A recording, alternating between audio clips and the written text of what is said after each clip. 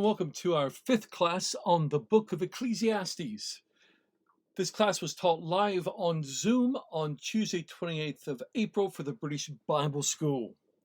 Before we get into the text in Ecclesiastes chapter 5, let's begin with a review of chapters 1 to 4. We saw in the first chapter, in fact, we've seen it in every chapter since then, our theme for the book, and it keeps coming up. Meaningless, says the teacher, utterly meaningless. Everything is meaningless.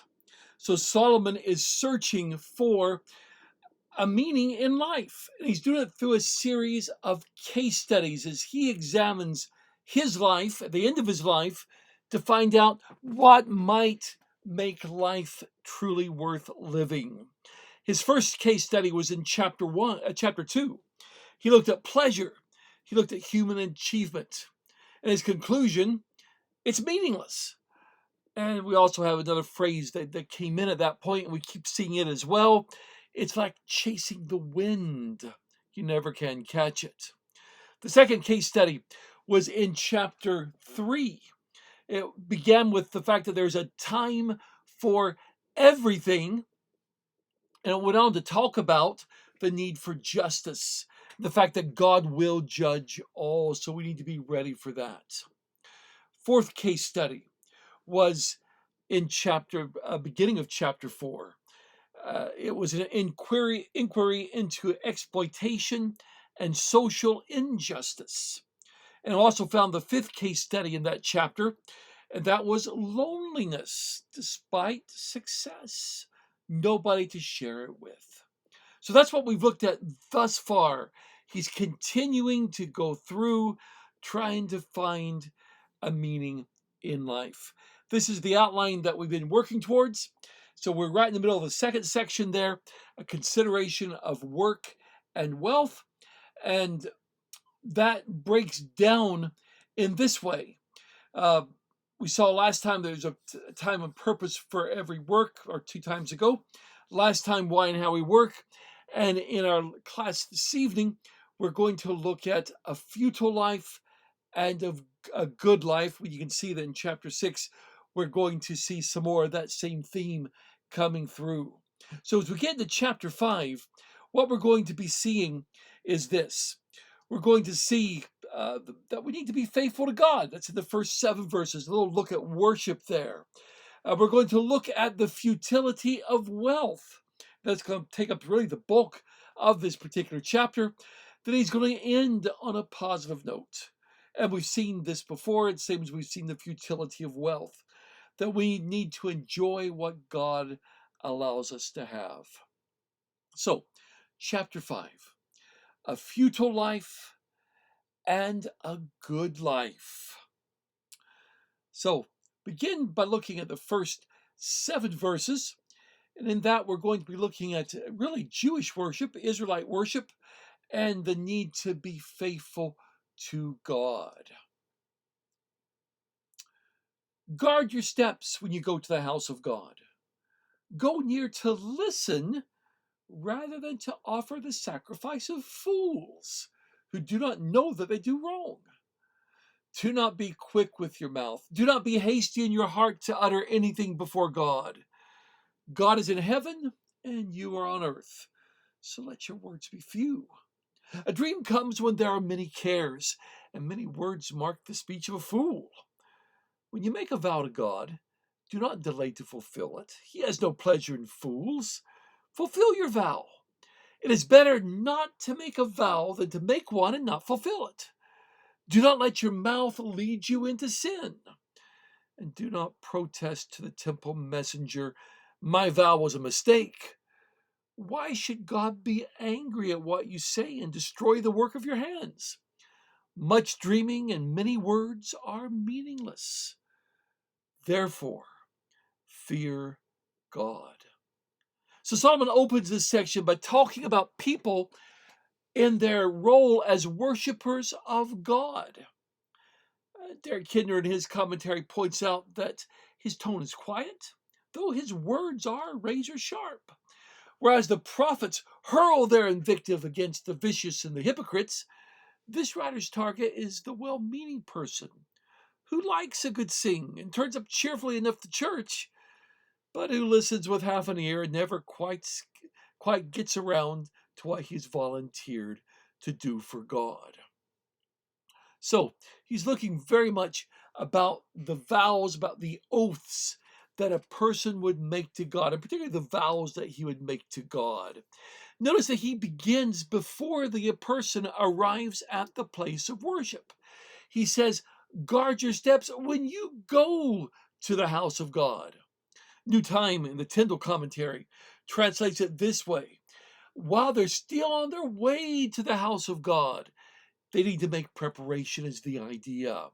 Newheim said in his commentary, the instruction concerns not only proper conduct while participating in worship, but also the practical ethical behavior of worshipers and their spiritual preparation before their participation in public worship. He's concerned not only with his audience's conduct in worship, but also with their lifestyles. In other words, it's not just what we do in worship, it's what we do in our life as well. It's what we do before we go to worship. So his advice is simply this: be careful when you go into the temple and spend more time listening than talking. So the idea seems to be to guard your steps when you're going, to prepare yourself to listen before you go. Heim translated this: approach God receptively. I think that's a good idea there. And isn't that something that not only for those back in Solomon's day, but something that we still need to do today? We need to come to worship with our minds prepared so that we can truly give in worship. How many times are we rushed on a Sunday morning? Rushed when we get up, maybe we slept in, rushed to get ready, rushed to get there, we rush in, and we have not prepared our minds. And when we don't prepare our minds, then we don't get much out of it either, do we? We need to approach God receptively. Be prepared to listen. Danny Petrillo, in the Truth for Today commentary, put it this way: in coming before God, he must be quick to hear and slow to speak. Quoting, of course, James 1:19. He references Habakkuk 2, verse 20, which we'll talk about in just a minute. But he emphasizes he's coming to listen, to learn, not to speak, not to teach God, not to negotiate with God. And how many times is that our approach when we're approaching God in prayer? By the way, Habakkuk 2:20 is where Habakkuk said, the Lord is in his holy temple. Let all the earth be silent before him. Now, some sing this verse before worship as a means to get people to sit down and be quiet. That is not what Habakkuk is talking about. His emphasis is very much the same as Solomon's. We are in the presence of God. We need to be quiet. It would seem to be very much a response to his second complaint to God, which goes from the end of chapter 1 in Habakkuk to the first verse of Habakkuk chapter 2. And that complaint was, how could God use such an evil, treacherous nation as Babylon to punish his people?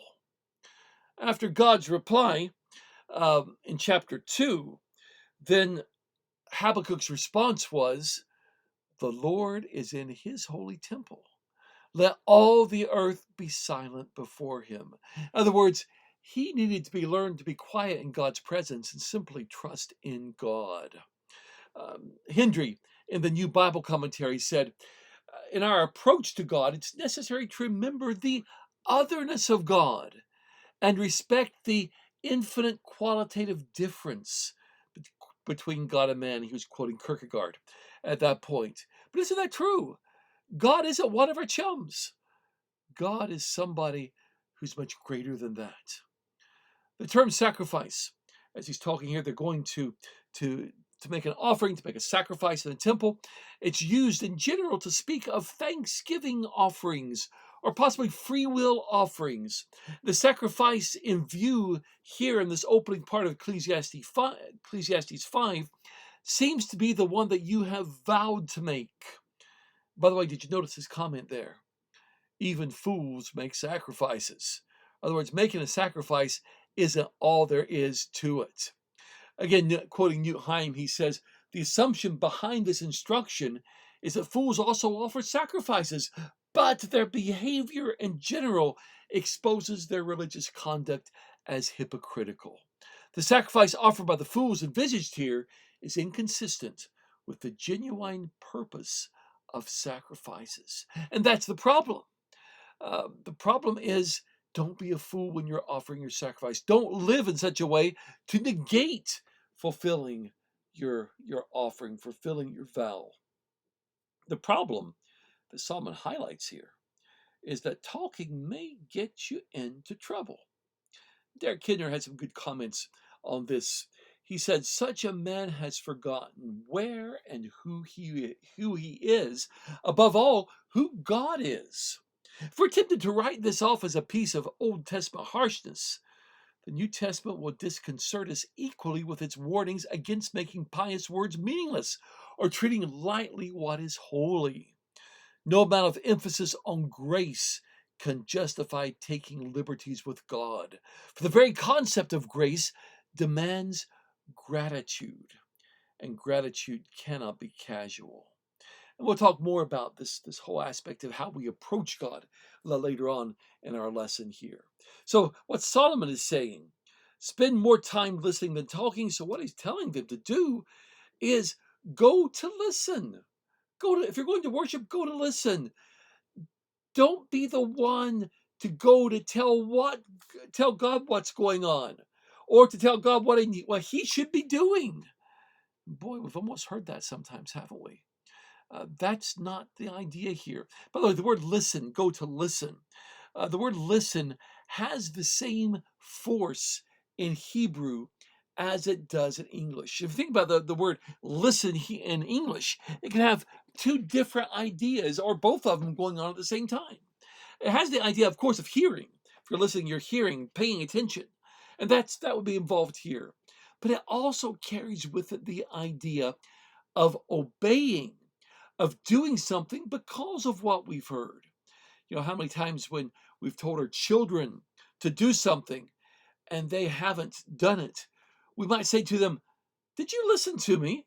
Did you hear me? Of course, we're not asking if they physically heard us. We're asking, why aren't you obeying us?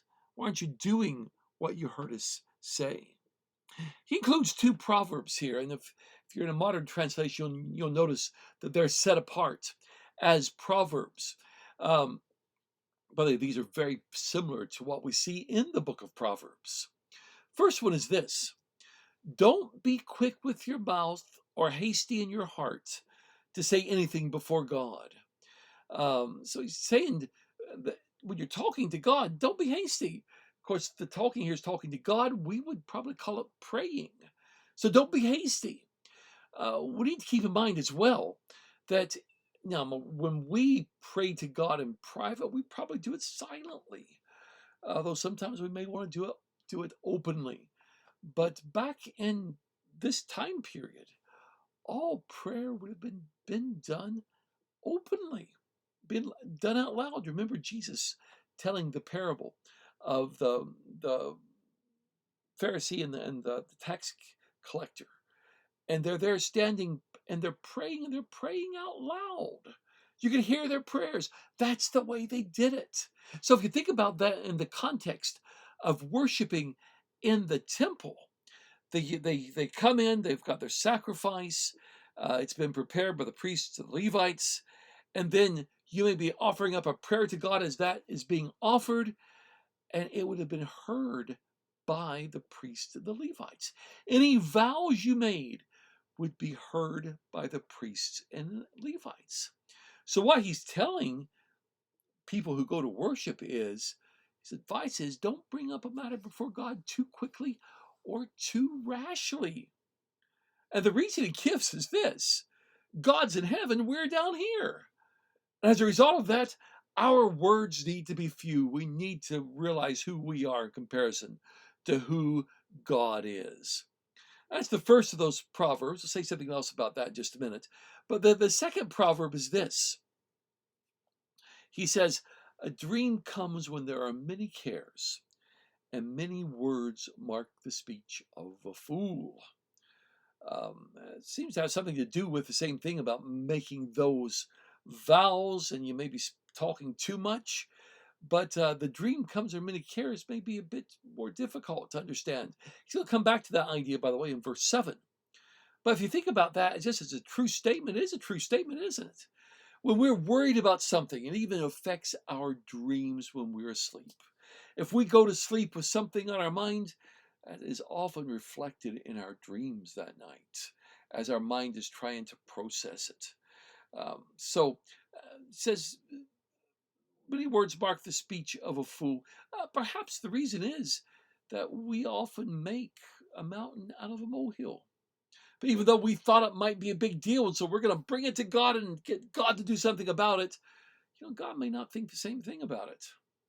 And it might cause a person, by the way, to appeal to God when offering a sacrifice. And possibly somebody is offering the sacrifice in an effort to get God to agree with us and to do something for us. And that's not the whole idea here of what we need to be doing at all. Hendry wrote in a New Bible Commentary, he says, for there is an inveterate tendency in men to seek to make use of God.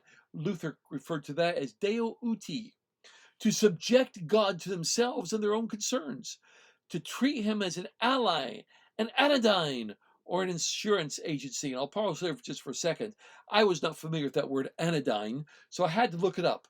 And that means something that's, or somebody that's not likely to cause offense or disagreement, something that's rather dull. So treating God as an ally or somebody who would never cause offense, or an insurance agency. Characteristic of this man-centered religion is its verbosity. Its anxiety to say its say is reflected in the never-ending stream of reports, statements, pronouncements, pamphlets, etc. But it loses the ear for the word of God. Doesn't it seem sometimes that people want to hear themselves, but don't want to hear what God says through his word? See, the more you talk, the more you feel you need to say, and before you know it, you've made a vow before God. So when we get carried away, that we make rash vows. Derek Kiernan commented, he says, verse 3 seems to mean that by its very quantity, an excess of talk is bound to throw up folly, just as an excess of business ends in troubled dreams. Such a saying confronts us with the fact that fools are not a fixed type, but people behaving in a certain way. In other words, if we behave this way, we can be a fool ourselves. So we don't want to do that. New Times said, it's better for worshipers to listen to God's word, to simply present their requests in the sure knowledge that God is already favorably disposed towards their desires. There is no need for extravagant promises in the form of oaths to motivate divine reward. And isn't that true? But isn't that what so many people want to do?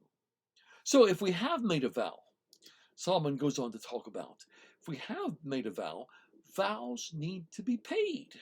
So when you make a vow before God, be sure to pay it quickly. By the way, in the Net Bible Study Notes pointed this out, an Israelite was never required to make a vow. But once made, it had to be paid. And so it wasn't a requirement, but if that was one thing they did, they need to pay it. By the way, as we go through Scripture, there are a number of people who made vows in Scripture, weren't there? We can think of Hannah. Hannah makes a vow to God after being childless for so many years that if she could have a son, she would give him to the Lord. By the way, she does pray silently there, doesn't she? In those first couple chapters of 1 Samuel. In fact, it was so odd that Eli, the high priest, thought she was drunk. But of course she wasn't. She was praying to God. But she made this vow that if she could have a son. And by the way, she fulfilled that vow, didn't she? It was a few years later when Samuel was old enough that she took him to the temple and gave him to Eli to work there in the temple. She fulfilled that vow. Might think about the Apostle Paul. Acts chapter 18 records that he had a vow and he cut his hair as a result. We don't know what his vow was, but we do know that he fulfilled it. And then, of course, Jephthah usually comes to mind. Going into battle, if you give me victory, whatever first comes out of my house, I will offer as a sacrifice. And by the way, whatever first comes out of his house, it was very common back in those days. In fact, it wasn't until a few hundred years ago for your animals, your goats, your sheep, and whatnot to wander in and out of the house. I'm not sure cows did, they've been rather big, but other smaller animals would do that. I think that's what he had in mind. But of course, the first thing that came out was his daughter. By the way, he did fulfill that vow according to what the text tells us. So, what's going on here? Solomon is simply saying this: if you don't intend to pay it, don't make the vow. It's better not to vow than to make a vow and not pay it. Danny Petrillo said, and I think this is a good application for us, it angers God when people make promises they do not keep. If one obligates himself, he must meet that obligation. So it doesn't have to be in a worship context, but if we've made a promise, we need to keep that promise. Now, Solomon goes on to say it doesn't do any good to tell the messengers, it's probably the priests, that you didn't mean it, that it's a mistake for what you said. He's heard that vow, and he knows better. In fact, again, the Net Bible, the study notes, tells us this. Priests recorded what Israelite worshippers vowed. They reference Leviticus 27, 14, and 15. When an Israelite delayed in fulfilling a vow, a priest would remind him to pay what he owed, what he vowed. Those verses that they reference there. If anyone dedicates their house as something holy to the Lord, the priest will judge its quality as good or bad. Whatever value the priest then sets, so it will remain. If the one who dedicates their house wishes to redeem it, they must add a fifth to its value, and the house will again become theirs. Fulfilling the vows, that sort of an idea. The priest kept track of these things. That's one of their responsibilities. I know we often think of priests the ones leading in worship. We think of the priests as the ones offering the sacrifices, and they were. They're also the teachers of the people, and they were also accountants. They kept track of these sorts of things. So, if you're going to make a vow, be sure you pay it. If you don't intend to pay it, don't make the vow. And finally, he says, don't anger God by not paying the vow, so that he destroys what you're doing. This is a vow that's made before God. He ends his chapter, though, by the way, saying having many dreams can be meaningless, just as saying too much can get you into trouble. Maybe those are connected. Maybe the idea is dreaming a dream and not wanting to pay your vow is not good. Same as talking too much, maybe making vows you didn't mean is not good either. But more than anything, he says, fear God. And that's what's important. Verses 8 to 17, he changes subject just ever so slightly. He's going to begin here talking about the futility of wealth. Futility of wealth. If you see the poor oppressed in a district and justice and rights denied, do not be surprised at such things, for one official is eyed by a higher one. Over them both are others higher still. The increase from the land is taken by all. The king himself profits from the fields. Whoever loves money never has enough. Whoever loves wealth is never satisfied with their income. This too is meaningless. As goods increase, so do those who consume them. And what benefit are they to the owners except to feast their eyes on them? The sleep of a laborer is sweet, whether they eat little or much. But as for the rich, their abundance permits them no sleep. I have seen a grievous evil under the sun. Wealth hoarded to the harm of its owners, or wealth lost through some misfortune, so that when they have children, there is nothing left for them to inherit. Everyone comes naked from their mother's womb, and as everyone comes, so they depart. They take nothing from their toil that they can carry in their hands. This too is a grievous evil. As everyone comes, so they depart. And what do they gain? Since they toil for the wind. All their days they eat in darkness, with great frustration, affliction, and anger. So interesting, as he starts out this section here, if you see oppression of the poor and the violation of justice and righteousness, don't be surprised at it. Uh, the Hebrew text literally refers to this as a robbery of justice and righteousness. The Net Bible comments on this term robbery that the Hebrew text has. The term robbery is used as a figure for the perversion of justice, hypokatastasis. Just as a thief robs his victims through physical violence, so corrupt government officials rob the poor through the perversion of justice. What Solomon describes here was fairly commonplace. Each official having an official over them and them having somebody higher over them, everybody watching over everybody else. That could be talking about several things. The Net Bible Study Notes says this may describe a corrupt system of government, and when each level of hierarchy exploits its subordinates, all the way down to the peasants. And they quote a Kohen here, set an authority over the people as an official who enriches himself at their expense. He's watched by a more authoritative governor who also has his share of the spoils, and above them are other officers of the state who likewise have to be satisfied. And that may be the answer to the idea of what's going on here. The problem is that each of these levels have to receive their income from the same source. The Net Bible translates this verse: "The produce of the land is seized by all of them. Even the king is served by the fields." Yeah, it filters all the way up, doesn't it? Danny Petrillo, in commenting on this, says the thought seems to be that, in spite of government corruption, a king who makes sure that the land is productive, who cultivates the fields, at least provides some blessings, such as food, for the people. Therefore, his reign is an advantage for those under his authority, even if he is a corrupt king. Warren Wiersbe points out the problem here with verse 9. He says, verse 9 is difficult and major translations do not agree on how to translate it. The general idea seems to be that in spite of corruption and the bureaucracy, it's better to have organized government and a king over the land than have anarchy.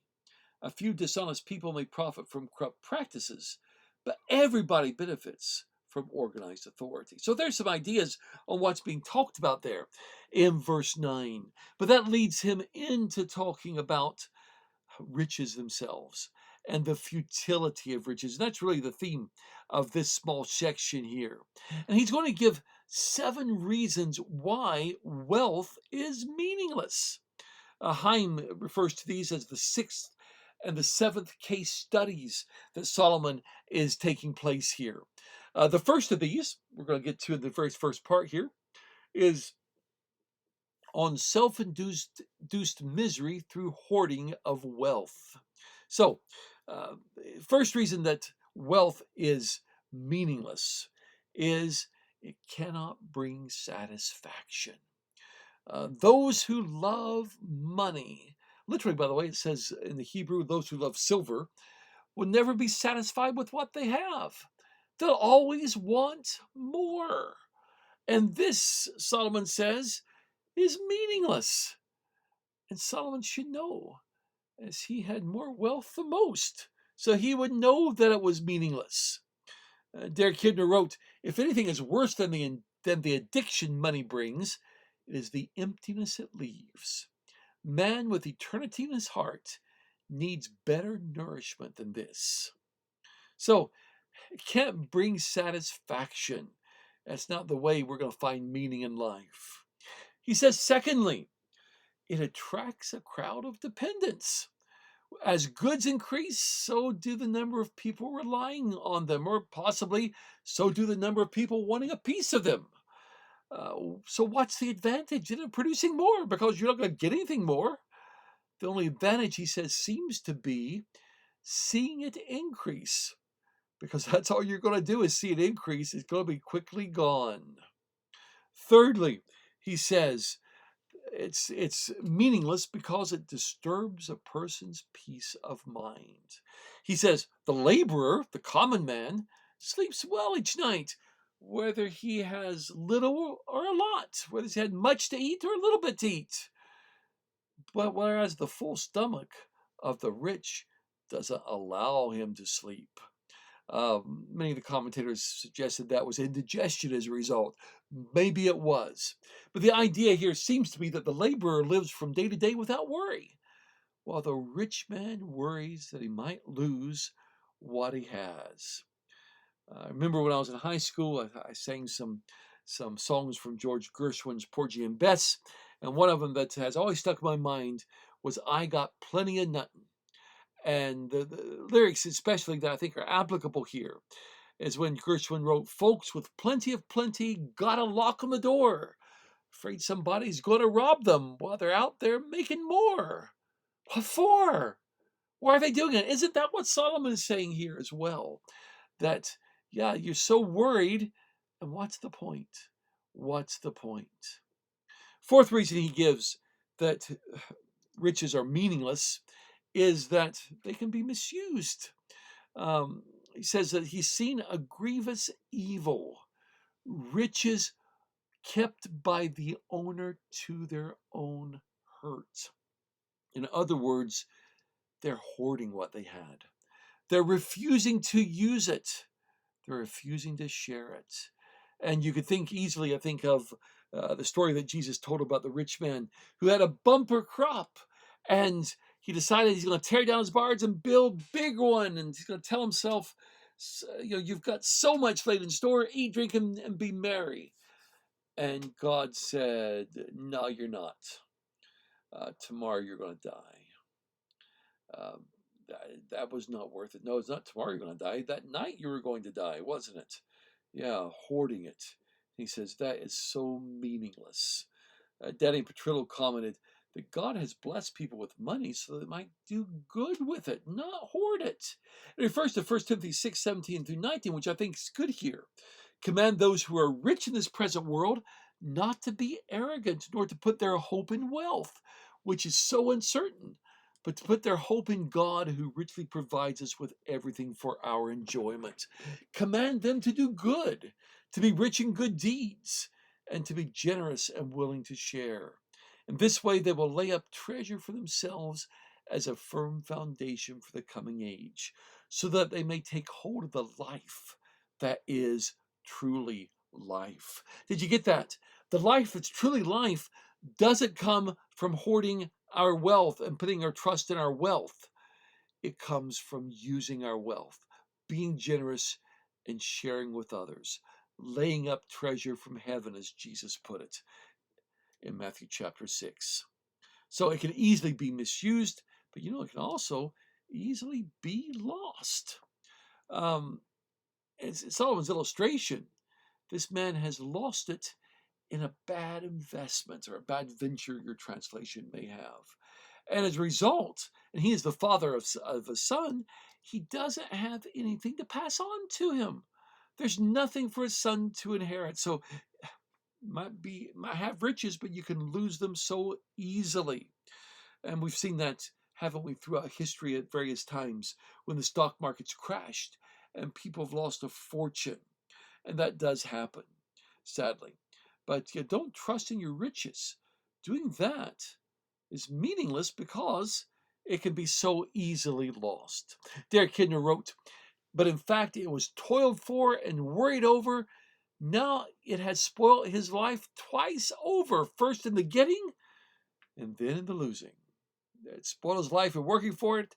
It spoiled his life in worrying about having it and then losing it. All of that there. Of course, ultimately, wealth is meaningless because it can't be taken with us when we die. Can't be taken beyond the grave. And Solomon says, as he entered the world naked, so he's going to leave the world. Can't take anything with you to show for all the work that you've done. can't take it. New Time wrote that since wealth can be lost at any time and for countless reasons, and since one cannot take material goods into the grave, the pursuit of happiness through the hoarding of wealth can only end in miserable frustration. And that's the problem, isn't it? Uh, you can't take it with you.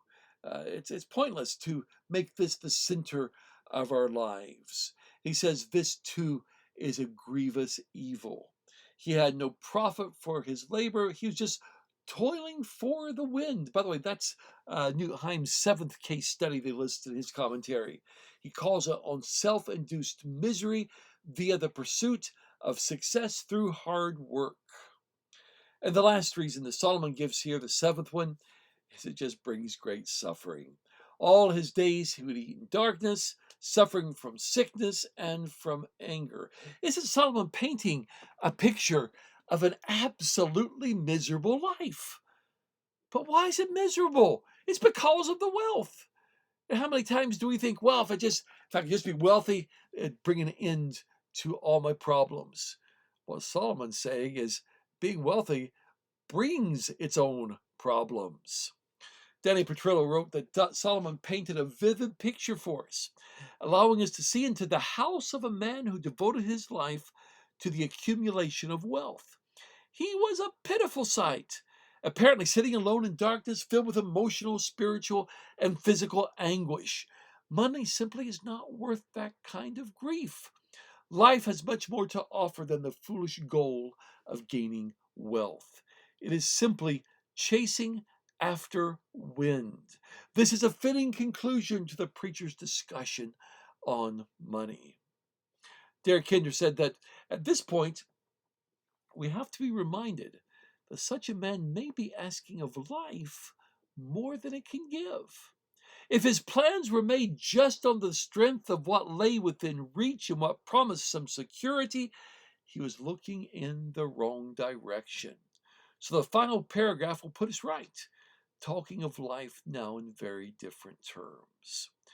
But don't you know people like that who work because they think the accumulation of wealth gives them security? And I want security. I've been told that. I want to have security. But you know, if you're working to build up wealth to have security, Derek Kinder put it, you're looking in the wrong direction. Wealth doesn't give security at all, for the 7 reasons that Solomon listed there. So the final paragraph, that's going to put us right. It's going to talk about life in slightly different terms. So verses 18 down to 20.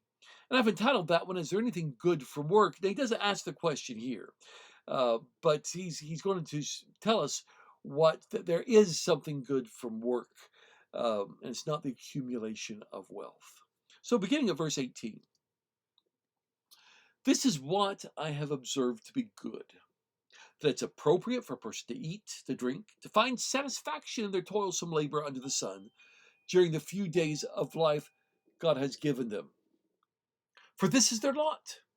Moreover, when God gives someone wealth and possessions and the ability to enjoy them, to accept their lot and be happy in their toil, this is a gift of God.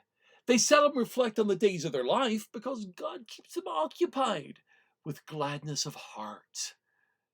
Doesn't it end in a nice, positive note? So what's Solomon saying here? He's returning to a theme that he's mentioned several times before. What is good and fitting is to eat and drink and find enjoyment in your work for the few days God gives us. Well, it's the 4th time that we found that idea in this short book. It's not going to be the last. There are at least 3 more times he's going to say the same thing. And he says, if God happens to give you wealth and possession, even power, enjoy them. Accept them as a gift of God. By the way, did you catch the key word in these 3 verses? How many times it shows up? It's the word God. That's one thing we've got to have our lives centered on. By the way, we sort of started there in the beginning of this chapter, didn't we? You make your vows before God, you're coming to worship God, prepare yourself and all that. But the key word in enjoying life is God, having God as a part of our lives. Well, by the way, we saw that in chapter 4 as well, and we see that in just about every chapter. It's where he's going to end up at the end of the book as well. Derek Kidner wrote, "The key word is God, and the secret of life held out to us is openness to Him, a readiness to take what comes to us as heaven sent, whether it's toil or wealth or both. Keyword is God." And Solomon goes on to say that this is good and appropriate. By the way, more literally, we would translate this, I like this. This is a good thing which is beautiful, isn't it? Treating what we have in life, enjoying it because it's a gift from God. The point is to enjoy life, not to hoard, not to worry about what you have or might not have.